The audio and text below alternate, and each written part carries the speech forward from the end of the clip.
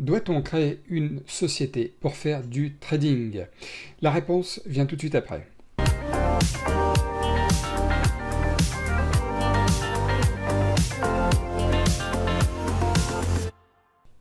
Bonjour à tous, c'est Nicolas Pomarède, trader pour compte propre sur les actions américaines. Et aujourd'hui, je vais répondre à une nouvelle question qu'on m'a posée et qu'on me repose encore parce qu'en fait, ça fait partie des questions les plus posées. Est-ce qu'on doit créer une structure juridique, une entreprise, une entité pour faire du trading? Est-ce qu'on a le droit de le faire sans en faire de société, je veux dire par là? Oui ou non. J'avais déjà fait, il y a un peu plus d'un an de ça, une vidéo là-dessus que vous pouvez retrouver sur ma chaîne YouTube, que je vous invite à aller regarder. Mais je vais aujourd'hui, dans cette nouvelle vidéo, répondre une nouvelle fois à toutes ces questions qui me sont posées autour de la fiscalité, de l'aspect juridique. Et vous verrez, restez bien jusqu'au bout, parce que je vais vous donner quand même un peu plus de détails, évidemment, parce que les choses évoluent, les choses changent aussi, et il y a des interrogations que vous me posez qui sont tout à fait justifiées. Alors, premièrement, moi je ne suis pas un fiscaliste, ni un comptable, ni un spécialiste des impôts. Pour ça, il faut aller aux impôts, je vous recommande de le faire. Mais pour répondre à cette question très simplement, vous savez, je vais direct au but. Est-ce que c'est obligatoire ou non de créer une société pour faire du trading? Il n'y a qu'une réponse possible. La réponse est non. Non, ce n'est pas obligatoire de créer une société pour faire du trading. Maintenant, il y a plusieurs choses à prendre en compte lorsqu'on veut ou quand on doit créer une société pour faire du trading par rapport à on n'est pas obligé de créer une société pour faire du trading. On va commencer par l'obligation de créer une société pour faire du trading et puis l'intérêt de créer peut-être une société pour faire du trading. Voilà.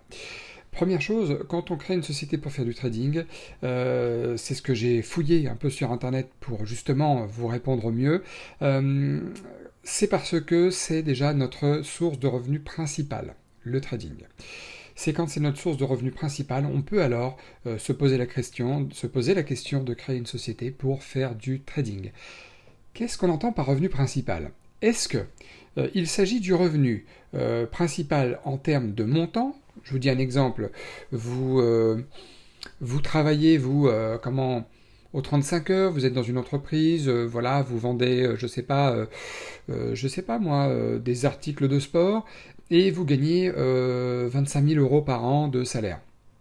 Votre trading, lui, alors que vous êtes un swing trader et que vous passez peut-être 5 minutes par jour sur vos écrans pour repérer, peut-être même planifier des opportunités de trading, mais que vous ne passez pas plus de 5 minutes par jour sur votre écran d'ordinateur, mais il se trouve que vous avez ramassé 30 000 euros de plus-value cette année-là en trading, c'est-à-dire que vous avez fait plus que votre salaire, n'est-ce pas? Est-ce que le revenu principal, on parle du montant, ou est-ce qu'on parle du temps passé? Vous voyez ce que je veux dire? C'est là toute la différence de cette subtilité qu'il y a dans ce qu'on appelle l'activité principale. Et là, pour être franc avec vous, je n'ai pas trouvé. Je n'ai pas trouvé la réponse exacte à cette question. Qu'est-ce qu'on entend par activité principale? Ensuite, deuxième point. On a parlé du premier point, l'activité principale. Deuxième point, on fait du trading aussi pour le compte d'autres personnes. Il est possible que des gens, à terme, puissent vous faire confiance et que vous ayez envie de gérer le compte d'autres personnes. Et dans ce cas-là, ces gens-là vont vous confier une partie, tout ou partie de leurs capitaux, et puis ils vont vous demander de la gérer au mieux pour eux, etc. Est-ce que là, vous êtes obligé de créer une société pour faire du trading? La réponse est oui, absolument. Vous êtes obligé de le faire puisque vous allez facturer à des clients un service que vous allez leur proposer. Donc là, en l'occurrence, vous ne travaillez plus pour votre seul et unique compte propre et vous êtes donc obligé de créer une société pour faire du trading. Et en plus de ça, il vous faut au passage un accord de l'AMF, l'autorité des marchés financiers, pour que vous puissiez exercer cette activité en toute légalité. Donc ça, c'est pour le deuxième point. Troisième et dernier point que je vois là, pour l'obligation de créer une société, c'est évidemment, même que vous soyez seul ou avec des clients, on vient de le voir, c'est pour tout ce qui concerne les frais aux alentours. Évidemment, quand vous êtes trader pour compte propre, sans passer par une société, vous ne pouvez pas vous dire, bah tiens, j'ai un rendez-vous professionnel qui nécessite un déplacement, qui nécessite une note de frais pour réserver un hôtel, pour aller au salon du trading, par exemple, ça concerne le trading, donc vous pourriez vous dire, est-ce que je peux réserver un hôtel pour une nuit parce que je vais au salon du trading? Est-ce que je peux avoir une note de frais que je fais passer sur ma société pour ça ou pas? Évidemment, là, vous êtes obligé, si vous avez peut-être beaucoup de frais variables, on va dire, dans votre activité de trader pour compte propre, est-ce que ça vaut le coup ou pas d'ouvrir une société? Ça, c'est vous qui faites évidemment vos calcul.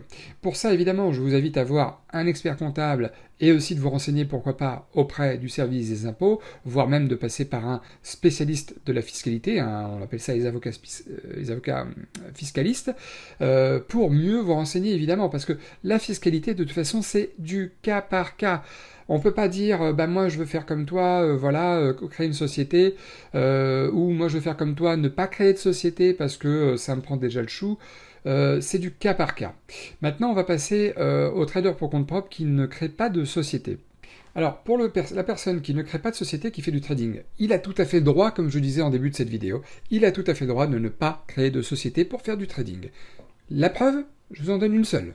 Vous allez à votre banque, n'importe laquelle. Vous allez à votre banque et vous dites, je voudrais ouvrir un compte titre. Voilà, un compte titre, c'est un compte pour les placements financiers spécifiques pour ça. Point. Voilà, je vais ouvrir un compte titre. Oui, monsieur, hop, on vous ouvre un compte titre, il va forcément en même temps vous proposer de...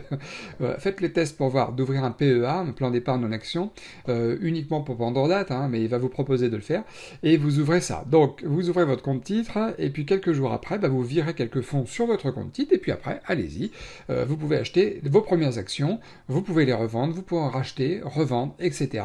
Et personne ne va vous dire que vous n'avez pas le droit de le faire, et vous n'aurez aucune alerte qui vous dira que vous n'avez pas le droit de le faire. Ça, c'est pour la première chose. Deuxième chose aussi, c'est que quand on crée, évidemment, quand on ouvre un compte titre et qu'on ne veut pas faire de société, oui, on peut aussi se dire... C'est pas mon activité principale, effectivement j'ai d'autres sources de revenus plus importantes derrière, je n'ai pas envie de m'embêter avec ça, de créer une société, je n'ai pas d'avantage, effectivement, quand on est trader pour son compte propre, qu'on n'a pas de clients, personnellement, l'aspect passer en société pour amortir quelques frais, moi je ne pourrais pas justifier de frais, je n'ai pas de clients, je peux pas aller en rendez-vous extérieur, je peux pas dîner ou déjeuner à l'extérieur, je peux peut-être... je serais pas, ça vaut pas le coup. Peut-être une climatisation pendant l'été, on l'achète, on le ferait passer sur le compte d'une société. Notre matériel informatique, ça coûte 1000, 1500, 2000 euros en fonction de ce que vous voulez avoir comme matos. Mais après, est-ce que ça vaut le coup de créer une société pour ça, pour quelques frais, mais rarissimes, qui seront votre environnement de travail en fin de compte? La réponse est évidemment non. Enfin, dernier point, pour de toute façon distinguer un petit peu la personne qui va créer une société de la personne qui va faire ça pour son compte propre, c'est la partie imposition également. Pour la partie compte propre, je peux vous répondre tout de suite, avec le prélèvement forfaitaire unique, là, on est à 30%. C'est-à-dire que vous fassiez 10 000 euros à l'année, ou 30 000 euros à l'année, ou 50 000, vous serez imposé, de plus-value, je veux dire, plus-value, vous serez imposé à hauteur de 30% sur cette plus-value-là. C'est vrai que c'est extrêmement simple à compter comme ça. Pour la partie société, c'est pareil. Alors là, quand on part de société, quand je suis parti fouiller un peu dans les trucs internet, là, il n'y a pas de réponse parfaitement claire. Il n'y a pas de réponse parfaitement claire, parce qu'il y a des histoires de plafond, il y a des histoires de seuil, il y a des histoires de tranches, d'imposition, ce genre de choses. Moi, de mémoire, je me rappelle, quand j'ai regardé, ce qui revient le plus souvent, c'est l'histoire des 33%. D'accord, qui reviennent d'imposition sur les sociétés. Mais après, vous avez différents paliers, différents seuils qui... C'est une usine à gaz en plus. C'est une usine à gaz. C'est chiant, surtout parce que ça change tout le temps. D'où l'intérêt de passer, pour ceux qui s'intéressent, par un avocat fiscaliste, de demander les renseignements aux impôts, de passer par un comptable. C'est très important de le faire pour voir ce qui correspond le plus à vous, à votre situation de travail, à votre situation également environnementales, je veux dire, si vous êtes en famille ou pas, si vous avez des enfants ou pas, si vous avez des choses que vous voulez protéger ou pas, si vous faites votre activité en dehors de votre habitation et que vous avez des bureaux et que vous voulez allouer à ça pour des raisons liées à l'immobilier derrière, enfin des choses voilà, qui puissent vous servir vous, évidemment, ça vaut le coup d'aller voir des spécialistes dans le domaine. Mais de toute façon, rassurez-vous aussi, c'est ce que je disais dans la vidéo justement qui date d'il y a à peu près un an. Quand on démarre le trading, quand les gens démarrent le trading, et moi j'étais dans ce cas-là, tout le monde se pose la question, surtout en France, on est comme ça, nous les Français, tout le monde se pose la question de la partie imposition, fiscalité. On veut savoir tous à quelle sauce on va être mangé avant même de gagner le premier euro. Moi, personnellement, j'ai perdu de l'argent pendant 2 ans avant de commencer à en gagner, d'accord? Donc, ne vous embêtez pas, pour ceux qui commençaient le trading, qui n'avaient pas beaucoup de recul sur le trading encore, à créer une société pour ça. Vous y penserez quand vous commencerez vraiment à gagner de l'argent dessus, et pas des petites sommes, d'accord? Tout ce qui est 5 000, 10 000, 15 000 euros à l'année, vous ne serez jamais embêté si vous ne créez pas de société, de toute façon. Je veux dire, et puis en plus, même si vous ne créez pas de société, vous ne volez personne. Vous avez, que vous fassiez 3 000 euros ou 15 000 euros, comme je viens de le dire, ou 20 000 euros, vous avez toujours 30% d'impôts à donner à l'État. Chose que vous n'avez pas quand vous gagnez le SMIC. Le SMIC, je ne sais plus, il est à 1 200 par mois. Ça fait 14 000 à l'année. Les gens qui sont au SMIC, eux, vont gagner un salaire net de 14 000 euros par an, ne vont pas payer d'impôts.